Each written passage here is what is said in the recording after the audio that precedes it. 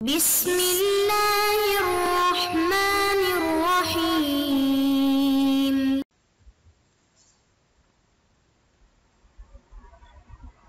اعوذ باللہ من الشیطان الرجیم، بسم اللہ الرحمن الرحیم۔ کتاب کفایہ کے مقدمات میں امر ہفتم پر ہم پہنچے ہیں، جو علامات حقیقت اور مجاز کی تحقیق کے بیان میں ہے۔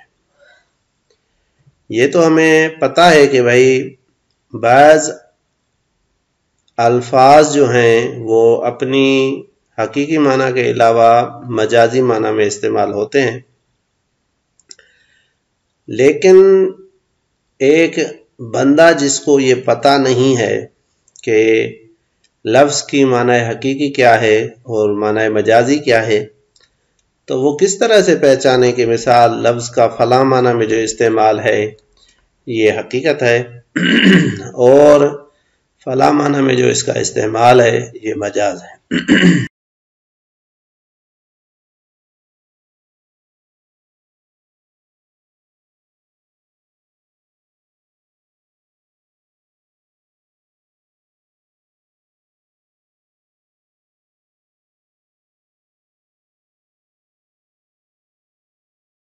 تین علامات میں سے کوئی ایک علامت بھی محرز ہو جائے، معلوم ہو جائے، تو پتہ چلے گا کہ لفظ کا اس معنی میں استعمال جو ہے وہ حقیقت ہے اور دیگر معانی میں اس کا جو استعمال ہے وہ مجاز ہے۔ ان میں سے پہلی نشانی جو ہے وہ تبادر ہے۔ تبادر کی تعریف یہ کی گئی ہے کہ لفظ کے سننے کے بعد ذہن کا بدون قرینہ معنی کی طرف انتقال تبادر کہلاتا ہے۔ جیسے ہی انسان ایک لفظ سنے اور اس کا ذہن ایک خاص معنی کی طرف چلا جائے تو اس کو تبادر کہتے ہیں۔ جیسے مثال کے طور پہ لفظ اسد کو سننے کے بعد انسان کے ذہن میں وہ شیر کا تصور آ جائے، حیوان مفترس کا ذہن میں تصور آ جائے، تو معلوم ہوگا کہ یہ لفظ اس معنی کے لیے حقیقت ہے، اور جہاں پہ تبادر نہ ہو تو وہ مجاز ہوگا۔ دوسری نشانی جو بیان کی گئی ہے وہ یہ ہے کہ صحت حمل جو ہے یہ علامت حقیقت میں سے ہے، اور عدم صحت حمل جو ہے وہ علامت مجاز ہے۔ اسی طرح سے عدم صحت سلب جو ہے یہ حقیقت کی علامت ہے، اور صحت سلب جو ہے یہ مجاز کی علامت ہے۔ یعنی لفظ کا اس معنی مشکوک پر حمل کرنا کہ جس کے بارے میں ہمیں شک ہے کہ آیا یہ اس کی حقیقی معنی ہے یا مجازی، اگر وہ حمل کرنا صحیح ہو تو ہم کہیں گے کہ یہ لفظ اس معنی میں حقیقت ہے، اور اگر وہ حمل کرنا صحیح نہ ہو تو وہ مجاز کی علامت ہو سکتی ہے۔ اسی طرح سے صحت سلب، اگر ایک اس لفظ کا اس معنی مشکوک سے سلب کرنا جو ہے وہ صحیح ہو تو یہ مجاز کی علامت ہے، جبکہ عدم صحت سلب جو ہے یہ حقیقت کی علامت ہے۔ یہ دوسری نشانی ہے۔ مثال کے طور پہ حیوان ناطق کے بارے میں ہمیں شک ہے کہ آیا لفظ انسان اس کے لیے وضع ہوا ہے یا نہیں، تو انسان کا حیوان ناطق سے سلب کرنا، مثال کے طور پہ میں کہوں کہ الانسان لیس بحیوان ناطق یا لیس بناطق، یہ کہنا اگر میرا صحیح ہو، یا حیوان ناطق لیس بانسان، اس طرح سے اگر ہم اس کو سلب کریں اور یہ سلب صحیح نہ ہو تو یہ علامت ہے اس بات کی کہ یہ حقیقت ہے، اور اگر سلب کرنا صحیح ہو تو یہ علامت مجاز ہے۔ اسی طرح سے اعتراض، یعنی ایک لفظ کا استعمال کسی موضوع میں اس کے معنی کے اعتبار سے اگر صحیح ہو، ایک مصداق میں ایک موضوع میں اگر صحیح ہے تو اس معنی کے دیگر تمام مصادیق میں اس کا استعمال صحیح ہونا یہ اعتراض کہلاتا ہے۔ اس کو شیوع لفظ در مصادیق معنی بھی کہا جاتا ہے۔ تو یہ اعتراض، اگر ایک لفظ کا ایک موضوع میں ایک معنی کے اعتبار سے استعمال صحیح ہے تو ہم کہیں گے یہ اس میں حقیقت ہے، اور اگر یہ اعتراض نہ پایا جائے، فقط ایک معنی میں بعض خصوصیات کی وجہ سے اس کا استعمال صحیح ہو، اور اگر وہ خصوصیات نہ ہو تو استعمال جو ہے وہ شیوع نہ رکھے، تو یہ عدم اعتراض جو ہے یہ کہتے ہیں مجاز کی علامت ہے قول مشہور کے بنیاد پہ. ہر ایک کی تفصیل جو ہے وہ ہم آگے ذکر کریں گے، پہلے اس چیز کو پڑھ لیتے ہیں.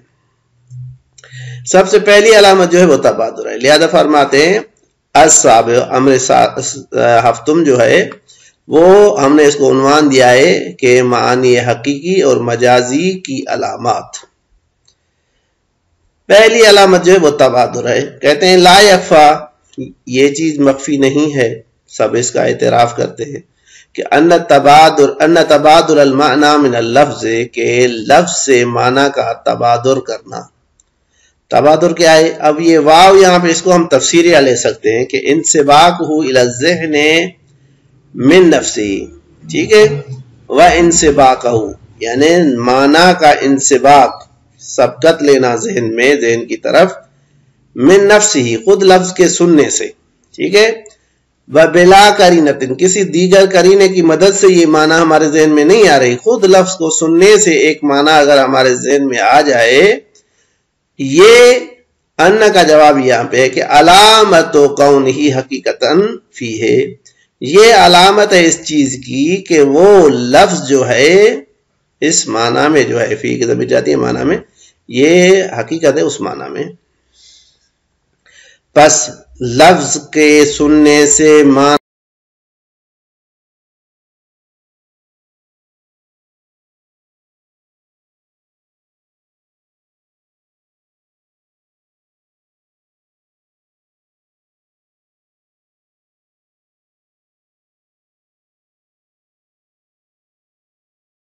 واضح ہے کہ اگر یہ لفظ لولا وضع اللفظ لہو ایل المعنی، اگر وضع اس لفظ کی وضع جو ہے اس معنی کے لیے نہ ہوتی، اگر یہ لفظ اس معنی کے لیے وضع نہ ہوتا تو لما تبادر، تو لفظ کے سننے سے معنی کا ذہن میں آنا ممکن نہ ہوتا، یہ تبادر نہ ہوتا. بس یہ نشانی ہے اس بات کی کہ یہ لفظ اس معنی میں حقیقت ہے. لا یقالو کے ذریعے سے ایک اشکال ہے اور پھر انہو یقالو کے ذریعے سے اس کا جواب ہے. لا یقالو کے اشکال کا خلاصہ یہ ہے کہ بھائی تبادر جو ہے یہ علامت حقیقت نہیں ہو سکتا، کیونکہ اس سے دور لازم آتا ہے، جبکہ دور جو ہے وہ باطل ہے. کس طرح سے؟ کہتے ہیں کہ بھائی دور جو ہے نا اس کی وضاحت اس طرح سے کہ بھائی ہم تبادر کے ذریعے سے معنی موضوع لہو کا علم حاصل کرتے ہیں نا کہ لفظ فلاں معنی کے لیے وضع ہے. بس علم بالوضع جو ہے یہ موقوف ہے تبادر کے اوپر کہ بھائی لفظ کی معنی موضوع لہو تب پتہ چلے گی کہ جب انسان کو اس لفظ کے سننے سے معنی کا تبادر ہو. اس طرف سے معنی کا تبادر کب ہوگا؟ جب انسان کو علم ہوگا کہ یہ لفظ جو ہے نا وہ اس معنی کے لیے وضع شدہ ہے. بس جس کے علم میں نہیں ہوگا کہ یہ لفظ فلاں معنی کے لیے وضع کیا گیا ہے، اس کے لیے تبادر بھی نہیں ہوگا. ایک چینی کو اگر عربی لفظ بتایا جائے، 100 بار بھی اگر کہا جائے، اس لفظ کو پکارا جائے، تو اس چینی کے ذہن میں اس کا معنی کا تبادر نہیں ہوگا. کیوں؟ کیونکہ اس کو علم بالوضع نہیں ہے. لہذا تبادر تب ہوگا جب علم بالوضع ہو، اور علم بالوضع تب ہوگا جب تبادر ہو. یہ تو دور ہے، اور دور جو ہے وہ صحیح نہیں ہے. لا یقال میں یہ اشکال بیان کر رہے ہیں کہ لا یقال یہ نہیں کہا جائے گا، یعنی بے الفاظ دیگر یہ اشکال آپ کا وارد نہیں ہے. کون سا؟ کیف یکون علامتن، یعنی کیف یکون تبادر علامتن، یہ تبادر جو ہے یہ کس طرح سے علامت حقیقت جو ہے وہ بن سکتی ہے. ما توقفی علی العلم بانہ موضوع لہو، جبکہ یہ تبادر جو ہے توقف ہی کی ضمیر جاتی ہے تبادر کی طرف، کہ یہ تبادر جو ہے یہ موقوف ہے علی العلم، اس علم پر کہ بانہ موضوع لہو، کہ یہ لفظ اس معنی کے لیے وضع شدہ ہے. اور وضع کا پتہ تب چلے گا جب تبادر ہو آپ کے نزدیک. کما ہوا بات، جس طرح سے یہ واضح ہے کہ تبادر ہوگا ہی تب جب موضوع لہو معنی کا علم ہو انسان کو. فلو کان العلم به موقوفا علیہ، پس اگر وضع کا علم موقوف ہو تبادر پر، لدار تو یہ دور لازم آئے گا. خلاصہ کلام یہ ہوا کہ اگر علم بالوضع تبادر کے ذریعے سے معلوم ہوگا، اور اس طرف سے تبادر تب ہوگا جب موضوع لہو معنی کا علم ہو، تو یہ دور ہے. مصنف فرماتے ہیں فَإِنَّهُ يُقَال، اس اشکال کا جواب موجود ہے ہمارے ہاں کہ بھائی یہاں پہ دور لازم نہیں آتا. آپ کہہ رہے ہیں کہ یہاں پہ دو چیزیں ہیں، ایک ہے علم بالوضع اور ایک ہے تبادر.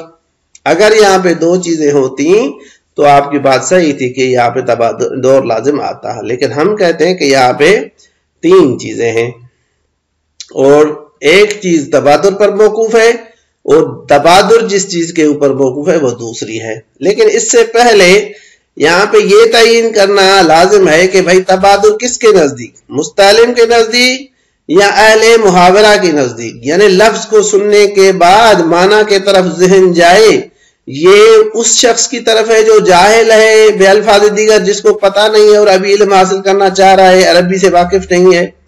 اس کے لیے اگر اس اشکال کو جواب دیں تو ایک صورت ہے دور کو یعنی دور کرنے کی.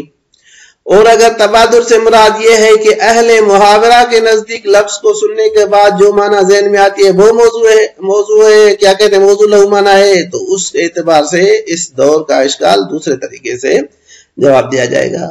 لہذا فرماتے ہیں کہ اگر مستعلم کے نزدیک آپ کہتے ہیں کہ دور لازم آئے گا تو ہم کہیں گے کہ وہاں پہ تین چیزیں ہیں.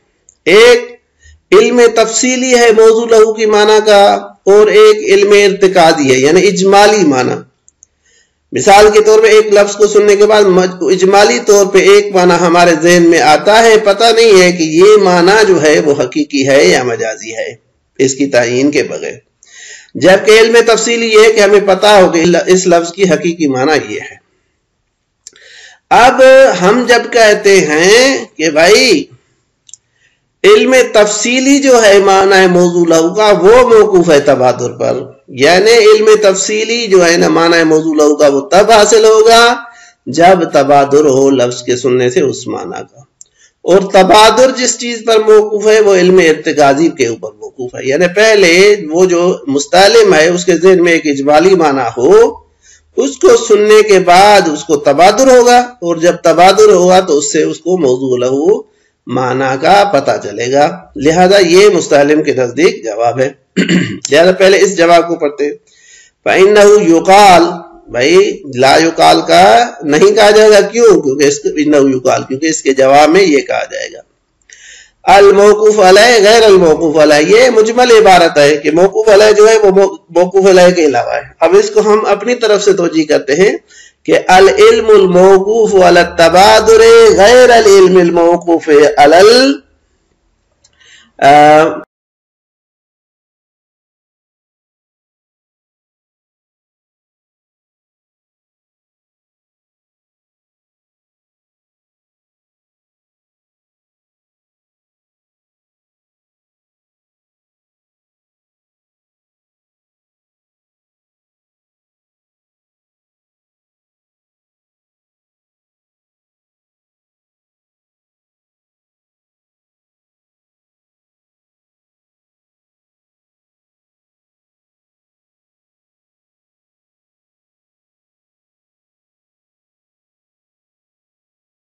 بِقَوْنِهِ موضوع لہو. یہ تفصیلی علم کہ بھائی فلاں لفظ جو معنی جو ہے یا لفظ جو ہے یہ موضوع لہو ہے، یعنی فلاں معنی موضوع لہو ہے لفظ کے لیے، موقوف علی التبادر، یہ علم تفصیلی موقوف ہے تبادر پر.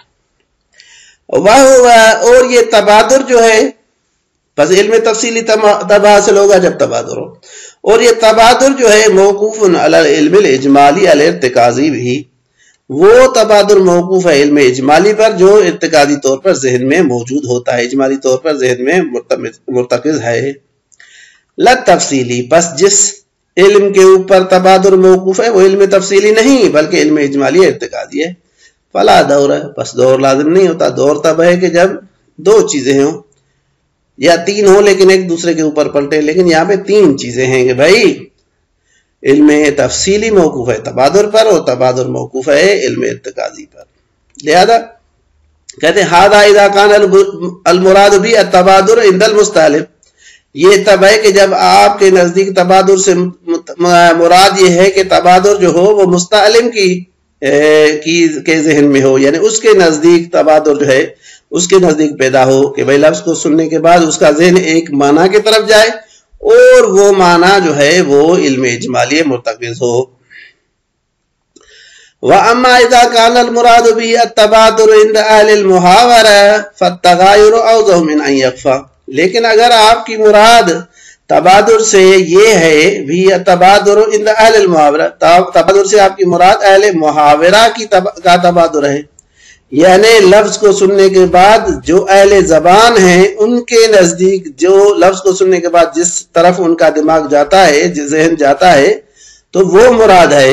اگر یہ چیز ہو پھر کہتے ہیں کہ وہاں پہ دور کا نالازم معنی واضح ہے، فَالتَّغَايُرُ اوضح من ان یخفیٰ، وہاں پہ ان دونوں علموں کے درمیان میں جو تغایر ہے وہ اتنا واضح ہے کہ مخفی نہیں ہو سکتا۔ کس طرح سے کہ وہاں پہ ہم اس طرح سے شکل بنائیں گے کہ بھائی وہ شخص جو جاہل ہے اس کا علم متوقف ہے تبادر پر، اور تبادر جو ہے وہ اہل محاورہ کے علم بالوضع پر موقوف ہے۔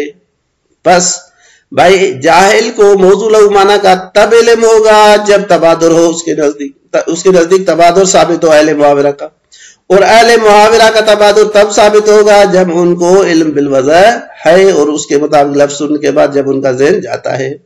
تو یہ کہتے ہیں اس صورت میں اشکال کا لازم نہ آنا جو ہے وہ واضح ہے اور روشن ہے۔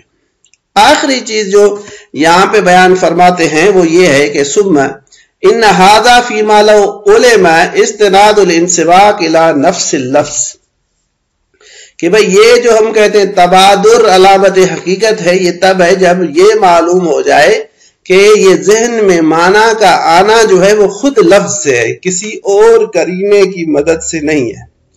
بے الفاظ دیگر وہاں پہ کوئی اور ذریعہ نہیں ہے جس کی وجہ سے معنی ذہن میں پیدا ہوئی ہے، بلکہ خود لفظ جو ہے وہ اس چیز کا موجب بنے، وہاں پہ تبادر علامت حقیقت ہے۔ لیکن اگر کہیں پہ قرینہ جو ہے وہ سبب بنے ذہن میں معنی کے پیدا ہونے کا تو وہاں پہ یہ علامت حقیقت نہیں بنے گی۔ کہتے ہیں اما فی ثم ان ھذا، یہ جو ہم نے کہا کہ تبادر علامت حقیقت ہے، فیما یہ اس مورد میں ہے لو علم جہاں پہ معلوم ہو جائے استناد الانسباق الی نفس اللفظ، کہ یہ جو انسباق ہے، یہ جو ذہن میں لفظ کے سننے سے معنی کا آنا ہے، یہ اس انسباق کی نسبت جو ہے وہ خود لفظ کی طرف ہے، اس کا مستند، اس کا دلیل، اس کی وجہ جو ہے وہ خود لفظ ہے۔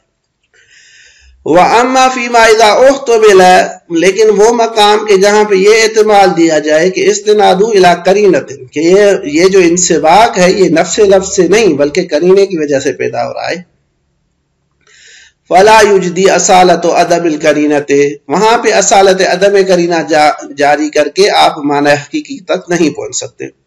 فَلَا يُفِيد، یجدی یفید کہہ سکتے ہیں، وہاں پہ فائدہ نہیں دے گی اصالت عدم قرینہ۔ کس چیز کے لیے؟ فی احراز کون الاستناد الیہ، تاکہ یہ ثابت کیا جائے کہ بھائی جہاں پہ احتمال قرینہ ہے اور ہم کہیں گے قرینہ نہیں، نتیجتاً انسباق لفظ سے پیدا ہوا ہے، اس طرح سے آپ ثابت نہیں کر سکتے۔ لا الیہا، نہ آپ لفظ کی طرف استناد کو اصالت عدم قرینہ سے ثابت کر سکتے،